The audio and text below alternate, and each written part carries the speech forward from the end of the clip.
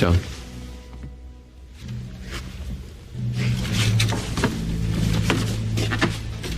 Here, you've earned this.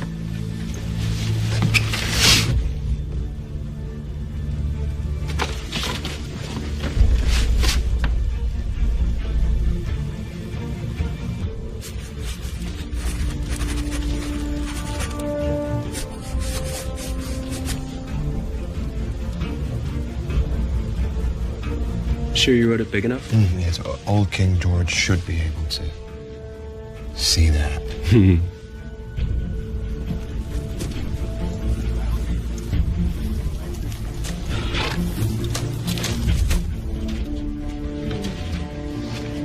When in the course of human events it becomes necessary for one people to dissolve the political bands which have connected them with another, a decent respect requires that they declare the causes which impel them to the separation.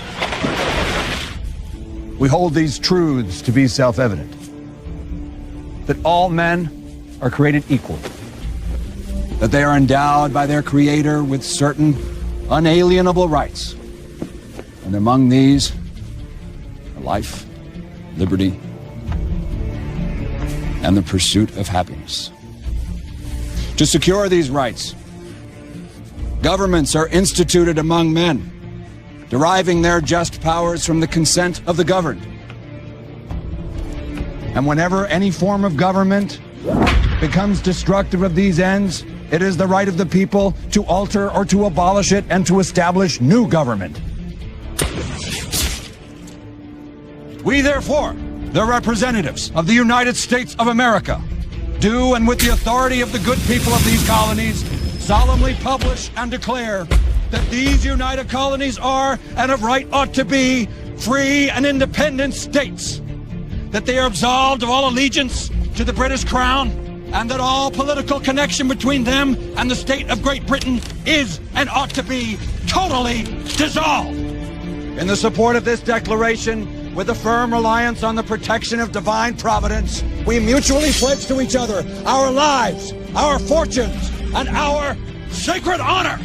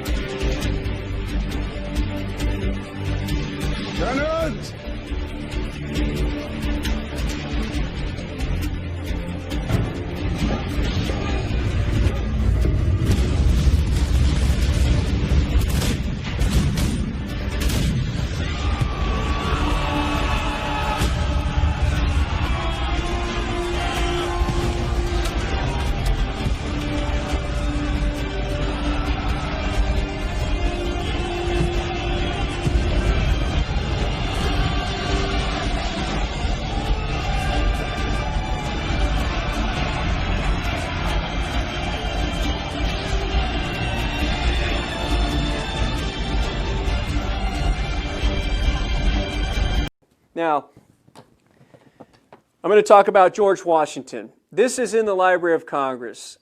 I don't know how you'll receive this. I don't know how spiritual you are or are not. But you can look up George Washington's Vision and Prophecy for America. George Washington was probably one of the best human beings that's ever lived in America. He loved this country. He gave everything for it. As it said, first in war, first in peace, first in the hearts of his countrymen. People have tried for generations to dig up dirt on this man. It's not there.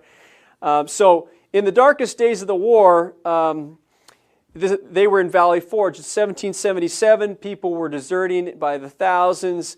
Washington's army had suffered several reverses, and so their situation was desperate. And the Continental Congress wasn't helping. Oftentimes, George Washington was known to go and pray. It was winter, there was a lot of disease and exposure, people were sick, they didn't have shoes. Now, Anthony Sherman was one of the observers. What had happened is that on a particular day, George Washington went out to pray, he came back. This is what Anthony Sherman said. He said his face was pale, a shade paler than usual. He called everybody, all of his officers, into his quarters. Once they were in attendance, he shared with them this story of this experience that he'd had. He said, I'm going to share it with you. This afternoon, as I was sitting at this table engaged in preparing to dispatch, something seemed to disturb me. Looking up, I beheld standing opposite me a singularly beautiful female. So astonished was I, for I had given strict orders not to be disturbed, that it was some moments before I found language to inquire the cause of her presence. A second, a third, even a fourth time did I repeat my question, but received no answer from my mysterious visitor except a slight raising of her eyes.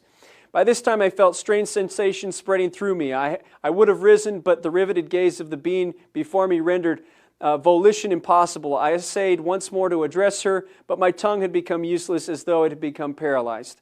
A new influence, mysterious, potent, irresistible, took possession of me. All I could do was gaze steadily, vacantly at my unknown visitor. Gradually the surrounding atmosphere seemed as if it had become filled with sensations, and luminous. Everything about me seemed to rarefy. The mysterious visitor herself became more airy and yet more distinct to my sight than before. I now began to feel as one dying, or rather experience the sensations which I had sometimes imagined accompany dissolution. I did not think, I did not reason, I did not move. All were alike impossible. I was only conscious of gazing fixedly, vacantly at my companion. Presently I heard a voice saying, "Son of the Republic, look and learn."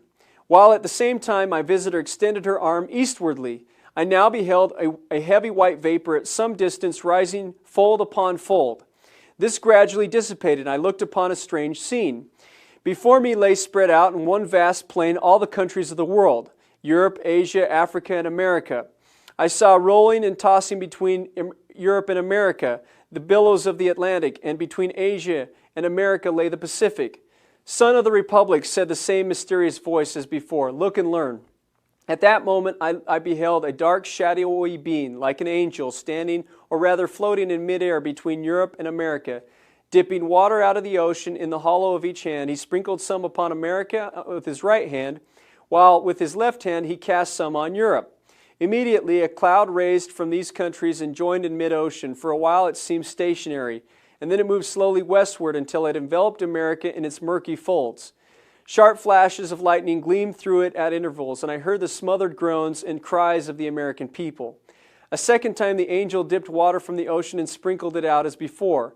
The dark heavy cloud was then drawn back to the ocean, in whose heavy billows it sank from view. A third time I heard the mysterious voice say, "Son of the Republic, look and learn." I cast my eyes upon America and beheld villages and towns and cities springing up one after another until the whole land, from the Atlantic to the Pacific, was dotted with them. Again I heard the mysterious voice say, "Son of the Republic, the end of the century cometh, look and learn." At this the dark shadowy angel turned his face toward, and from Africa I saw an ill-omened specter approach our land. It flitted slowly over every town and city of the latter. The inhabitants presently set themselves in battle array against each other.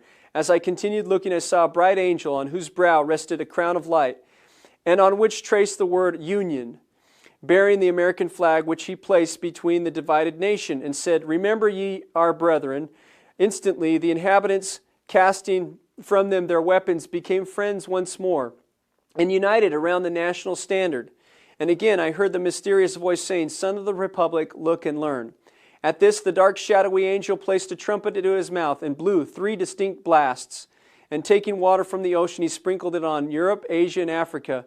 Then my eyes beheld a fearful scene. From each of these countries arose thick black clouds that were soon joined into one. Throughout this mass were gleamed a dark red light, by which I saw hordes of armed men, who, moving with the cloud, marched by land and sailed by sea to America.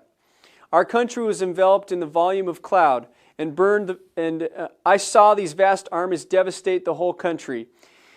I saw the burning of villages, towns, and cities that I beheld springing up. As my ears listened to the thundering of the cannon, clashing of swords, and the shouts and cries of millions in mortal combat, I heard again the mysterious voice saying, "Son of the Republic, look and learn."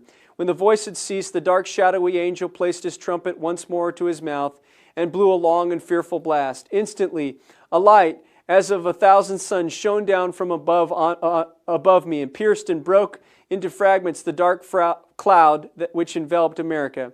At the same time, or moment, the angel upon whose head still shone the word Union, and who bore our national flag in one hand and a sword in the other, descended from the heavens, attended by legions of white spirits.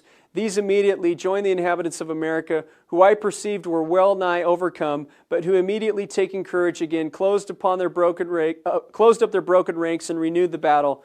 Amid the fearful noise of the conflict, I heard the mysterious voice saying, "Son of the Republic, look and learn." And the voice ceased, and the shadowy angel for the last time dipped the water from the ocean, sprinkled it upon America. Instantly the dark cloud rolled back, together the armies it had brought, leaving the inhabitants of the land victorious. Then once more I beheld villages, towns, and cities springing up where I had seen them before, while the bright angel, planting the azure standard he had brought in the midst of them, cried with a loud voice, "While the stars remain and the heavens send down dew upon the earth, so long shall the Union last." And taking from his brow the crown on which emblazoned the word Union, he placed it upon the standard, while the people kneeling down said, "Amen." The scene instantly began to fade and dissolve. I at last saw nothing but the rising, curling vapor I first beheld. This also disappearing, I found myself once more gazing upon the mysterious visitor, who in the same voice I had heard before said, "Son of the Republic, what you have seen is thus interpreted. 3 great perils will come upon the Republic." And I will finish that when we come back, about the 3 great perils that will come up or have come upon America. We'll be right back after this.